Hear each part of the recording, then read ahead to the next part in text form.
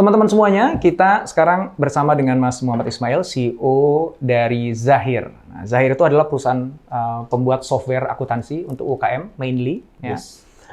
Yang mana pada episode sebelumnya saya udah undang beliau dan kita ngomong tentang bagaimana perusahaan startup zaman old itu bisa bersaing dengan perusahaan startup zaman now. Ya.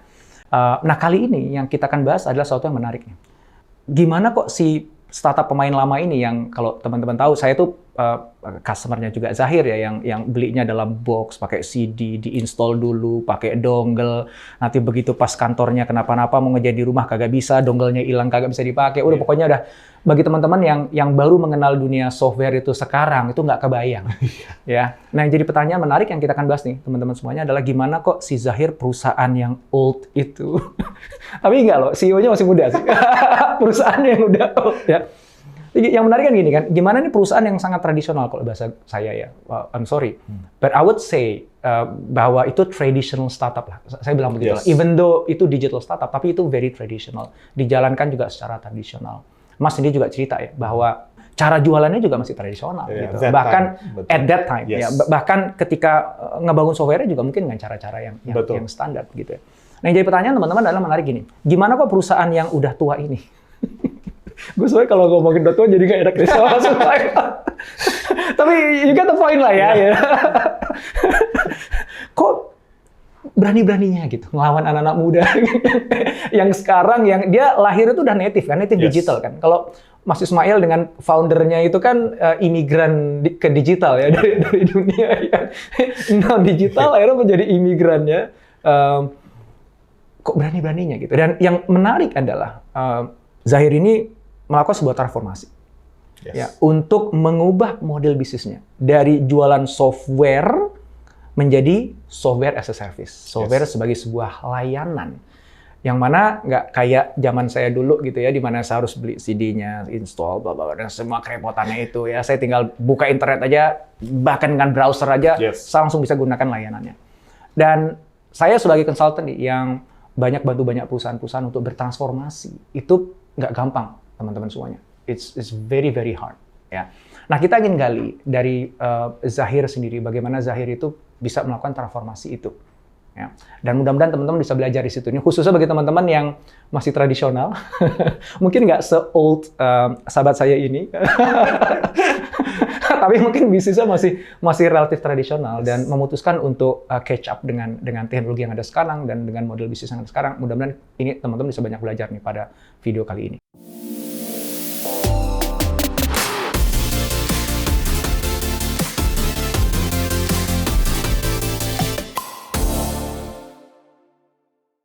Saya ingin mulai dari apa sih yang memicu Zahir pada saat itu akhirnya memutuskan untuk bertransformasi menjadi software as a service. Oke, good. Atau gimana? Sebelumnya bisa jelasin dulu nggak software as a service itu apa? Okay. Ya, mungkin teman-teman masih ada yang masih nggak kebayang gitu ya. Boleh nggak Mas? Jadi yang bukan as a service kayak gimana, yang as a service itu kayak gimana? Singkat aja Mas. Oke. Jadi dulu ketika Zahir pertama kali lahir 96, software itu dijual seperti buku aja, kayak buku. Jadi ya udah beli, terus install, pakai, selesai. Kita yang jual dapat duit satu kali. Ada beli lagi, ya udah seperti buku kan nggak boleh difotokopi dan segala macam. Setiap ada yang mau buku lagi ya beli lagi segala macam. So kita dapat license dari situ. Nah, ketika masuk ke software as a service, software itu dijual sebagai layanan. Kalau mau pakai, bayar. Nggak dipakai, ya udah, nggak usah bayar. Kalau dulu, ya beli, ya itu jadi punya kita. Pakai, nggak pakai, kita udah keluar duit banyak untuk itu. Sekarang, kita bayar sesuai dengan apa yang kita pakai. Seperti listrik, seperti telepon, as a service, sebagai layanan aja. Gitu. Jadi dulu itu beli, sekarang nyewa? Sekarang, yes. Seperti itu modelnya. Jadi berlangganan, karena ada internet sekarang jadi gampang, nggak perlu install, nggak perlu dongle, zaman itu masih pakai box segala macam.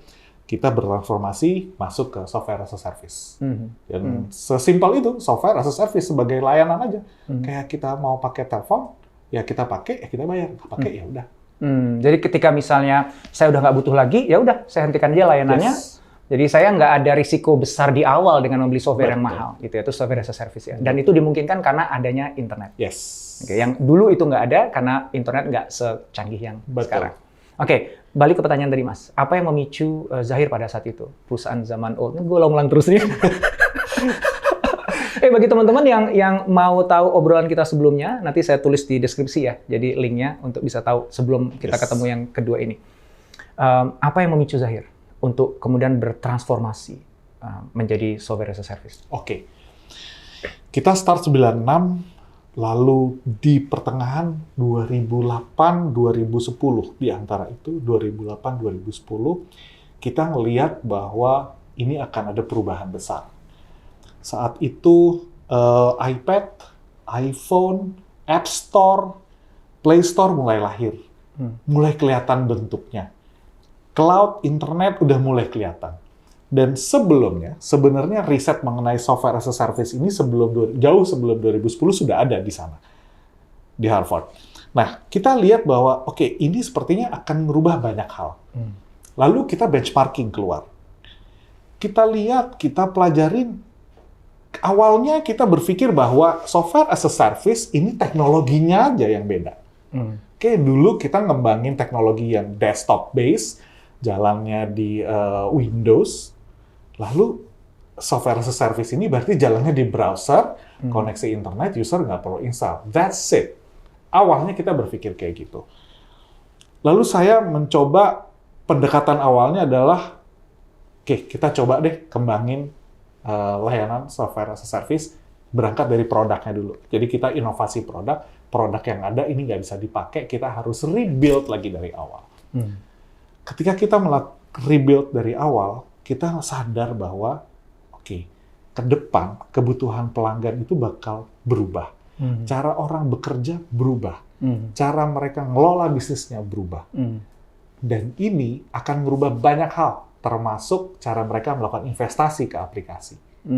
Termasuk cara kita mendeliver aplikasi itu ke pelanggan. Ini akan melahirkan bisnis model yang beda.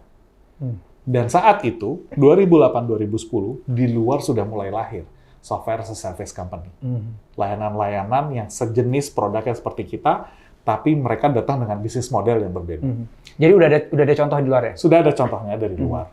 Nah, trigger itu yang kita lihat, oke, ini akan ada perubahan besar, dan kita harus mulai dari sekarang, saat itu. Di saat yang sama, produk legacy kita lagi peak luar biasa. Oke. Nah ini bakalan jadi masalah nih. Iya. Jadi di saat yang sama, produk legacy kita itu lagi luar biasa. Jadi duitnya lagi kenceng-kencengnya, lagi di atas angin. Yes. Ya, itu tim salesnya lagi merasa bangganya dengan produk legacy-nya. Yes. Tiba-tiba kita ngelihat ini bakal ada sesuatu. Lalu waktu itu kita sadar, mumpung kita di atas, then we need to invest. Jadi tiba-tiba perusahaannya belok. Yang tadinya cuannya ada di sini nih, tiba-tiba manajemen milih, udah kayaknya masa depan ada di sini deh, kita pindah yuk, gitu ya. Betul. Saat itu serunya adalah kita mikir, oke, ini bakal berubah, ini bakal berbeda. Kita mulai dari pengembangan produk. Pengembangan produk itu rebuild, kita ulang dari awal. Mengerti bisnis model, kita butuh trial and error. Kenapa? Karena market belum tentu ready. Oke, teknologinya belum tentu ready saat itu. Ya, internet nggak kayak sekarang, 2008-2010 beda banget sama sekarang. Dan internal, bayangin, kita punya internal yang mature, sudah di bisnis sebelumnya, udah biasa dengan cara itu, udah banyak duitnya, udah nyaman, dan tiba-tiba kita ngeluarin satu produk yang sadar bahwa ini akan membunuh produk kita yang lama. Mengkanibal yang lama. Mengkanibal produk yang lama. Di situ mulai rame, mulai banyak masalah, banyak keseruan, dan banyak hal yang kita pelajari saat itu. Oke, Mas, aku pengen bahas yang tadi itu, keseruan tadi. Tapi sebelum ke sana, Mas, keputusannya teman-teman Zahir itu untuk pindah ke SaaS, apakah waktu itu gini, kita coba-coba dulu deh ke software as a service, ya, sementara yang legacy mah ini kita belum mau putuskan apa-apa. Atau pada saat itu dari founder dan juga top manajemen udah memutuskan sebenarnya bahwa the future is software as a service. Jadi ini kayak point of no return gitu. Yang ini one day pasti akan habis gitu. Nah, pada saat itu mindset-nya gimana? Apakah memang gue iseng aja dulu coba-coba atau memang udah memutuskan bahwa this will be the future? Oke. Kita udah mutusin. Oke. Saat itu kita udah mutusin bahwa masa depan adalah di software as a service. Dan ini butuh waktu aja, sebentar lagi akan terkanibal dengan teknologi baru, dengan bisnis model. Kalau yang mengkanibal, kalau nggak kita sendiri, ya orang lain gitu. Yes. Yang pasti ini produk life cycle-nya akan habis aja gitu. Betul. Ya. Ada kesadaran itu ya. Yes. Dan itu dikomunikasikan ke teman-teman. Iya. Ke seluruh karyawan. Tidak ke seluruh karyawan. Pada saat awal, karena kita butuh model yang kita yakin ini proven. Oh, harus proven dulu baru dikomunikasikan ke seluruh karyawan. Berarti di mana? Di top level aja atau sampai ke middle? Yang tahu tentang inisiatif top level ini? ke middle. Oke. Nah, waktu itu ketika kita mengembangkan layanan baru, produk baru, inovasi baru, awalnya kita build di dalam di organisasi yang sudah mature ini. Di situ masalah terjadi. Gitu. Kenapa?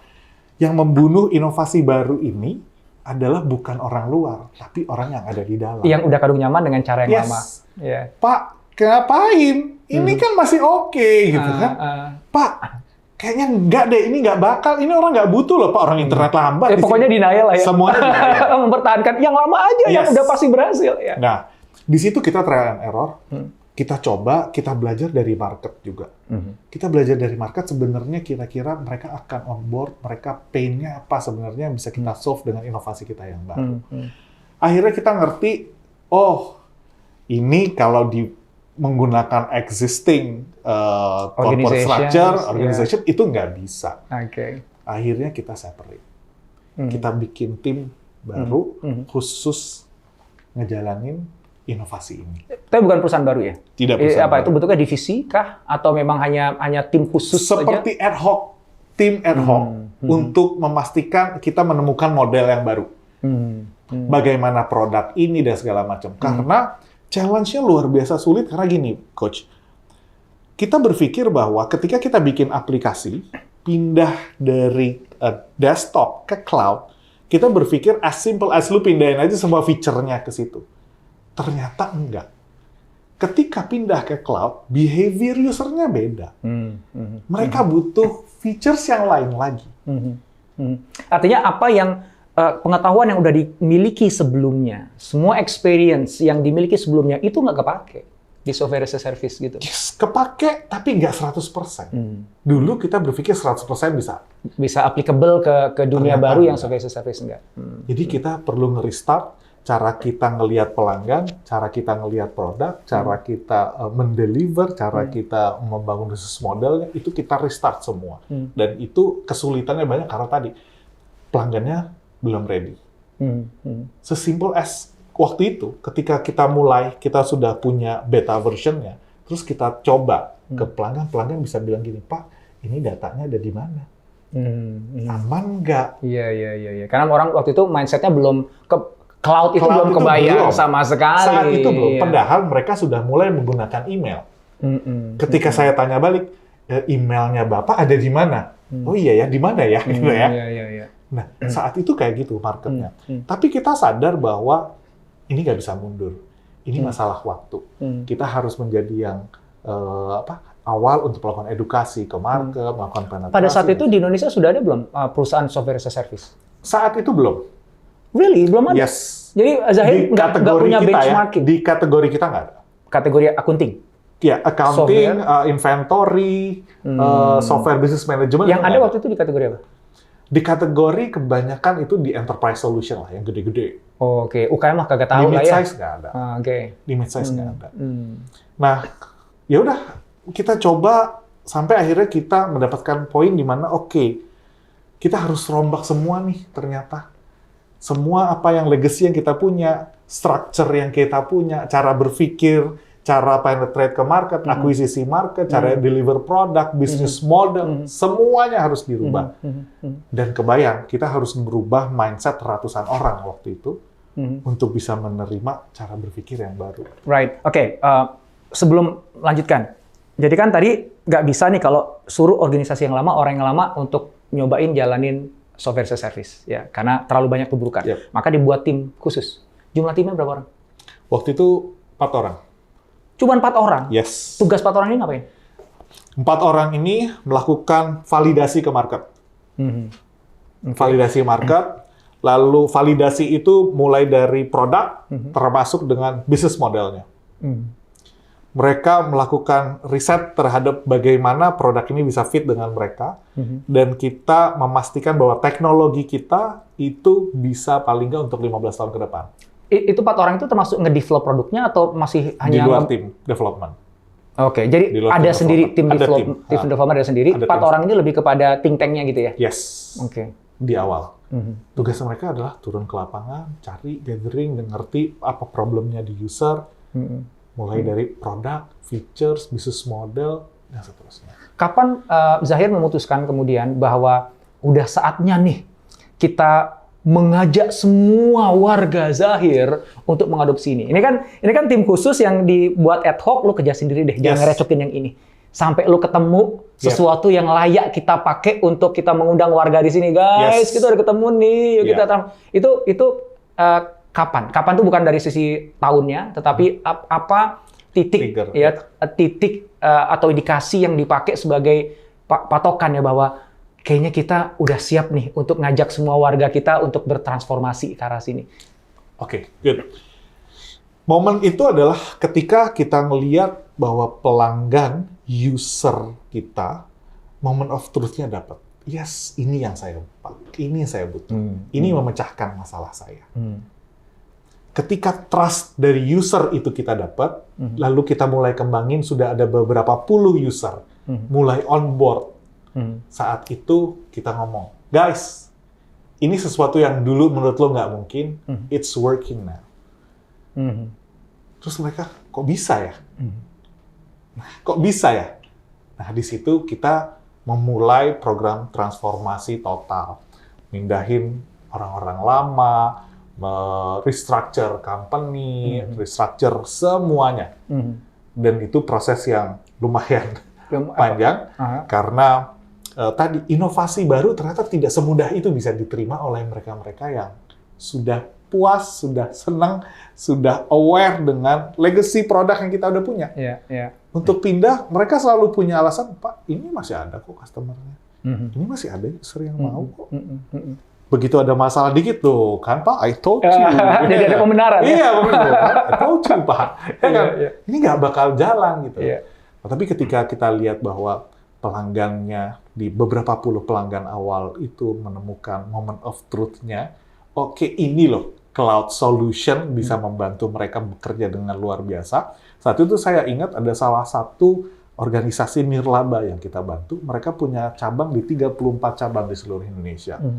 Sebelumnya mereka pakai produk kita yang desktop. Jadi mereka punya satu kantor pusat di Bandung, ngelola 34 cabang saat itu. Jadi semua data transaksi dikelola oleh kantor pusat, lalu dimasukin ke sistem. Saat itu kita bilang, ini kita bisa mecahin masalahnya loh, supaya datanya lebih cepat, kalian bisa dapat laporan lebih cepat, analitiknya lebih cepat, segala macam. Gimana caranya? Desentralisasi deh, semuanya bisa input. Gimana? Tarik ke cloud. Tarik ke cloud. Ketika di situ mereka dapat, jadi kita masuk dapat use case-nya sebenarnya itu tuh ya. Jadi kebanyakan orang pada saat itu belum kebayang use case-nya kayak gimana gitu. Begitu mereka tahu use case-nya, use case itu maksudnya adalah bagaimana solusi itu diterapkan, digunakan, fit dengan menyelesaikan masalah yang mereka miliki.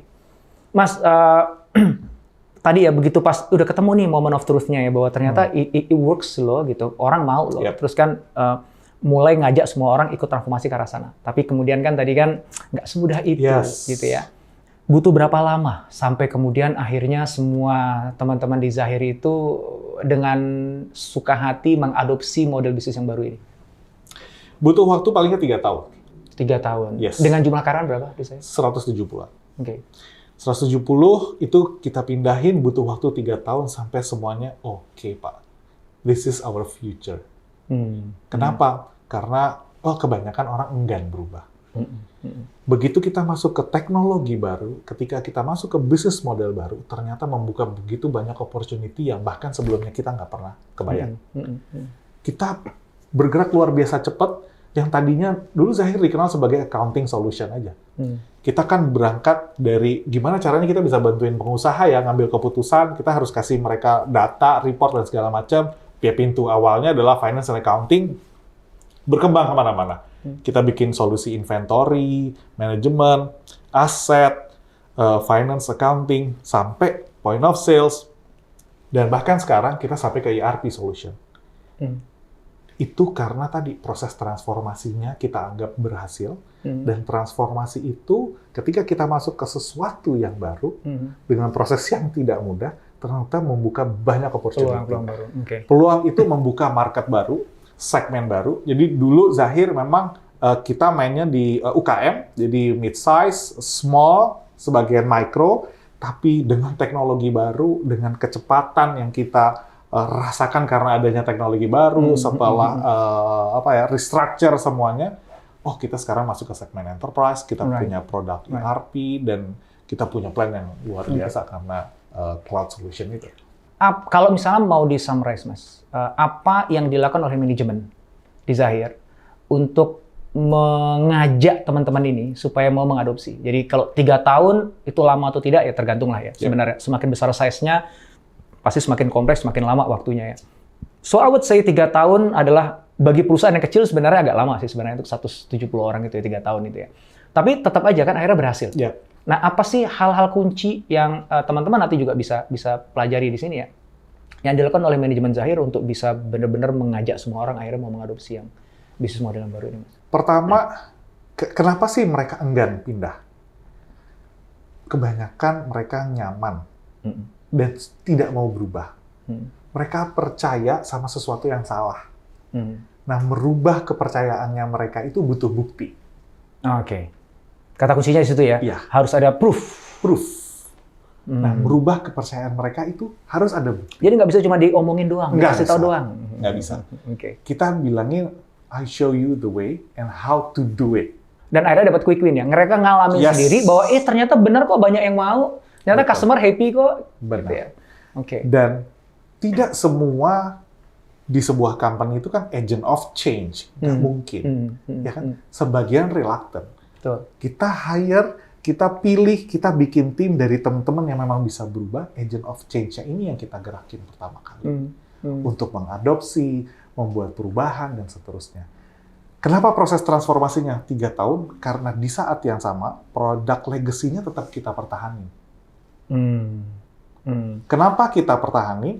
Karena marketnya masih ada, generate cash flow yang luar biasa, profitability-nya masih oke, ya kan? Tapi kita memastikan bahwa tim kita sudah ready dengan inovasi, produk, dan layanan yang baru. Ini matter of time aja. Dan kita ngelihat grafiknya terus turun dan digantikan oleh produk yang memang baru. Dari sisi lingkungan pun juga nggak ada urgensi untuk segera bertransformasi ya, karena memang kalau sekarang kan enggak ya, kalau dengan disrupsi gini, kalau nggak dalam waktu setahun, 2 tahun berubah, selesai kan. Pada masa itu sebenarnya urgensinya belum terlalu. Urgensinya memang kita prepare sesuatu yang akan terjadi di depan. Yang masih agak jauh lah ya. Agak jauh. Waktu itu jadi kan pre-COVID. santai lah, 3 tahun pun aman lah. Pre-COVID ya, karena pre-COVID, karena kita banyak trial and error, banyak coba hal baru, dan legacy produk ini masih kita pertahankan karena masih men-generate revenue. Kalau sekarang ini, kalau dikomposisikan Mas, yang software as a service sama yang legacy produk ini berapa persen? Aku nggak bisa disclose, tapi sekarang software as a service contribute paling besar di revenue dibandingkan yang legacy. Yes. Jadi masih ada juga tuh orang yang beli CD, masih ada. Siapa? Mereka existing users yang mereka belum mau pindah. Iya. Tapi tidak ada lagi klien baru di sana karena memang kita udah stop. Jadi kita udah stop. Jadi sekarang kalau misalnya teman-teman ini pada pengen pakai Zahir ya harus software as a service. Nggak ada pilihan lain. Software service aja. Jadi sejak begitu kita sebelum menjelang COVID itu memang kita teruskan kita tidak lagi menjual produk dengan teknologi lama ke klien baru. Benar-benar udah pengen jadi startup zaman now lah pokoknya lah.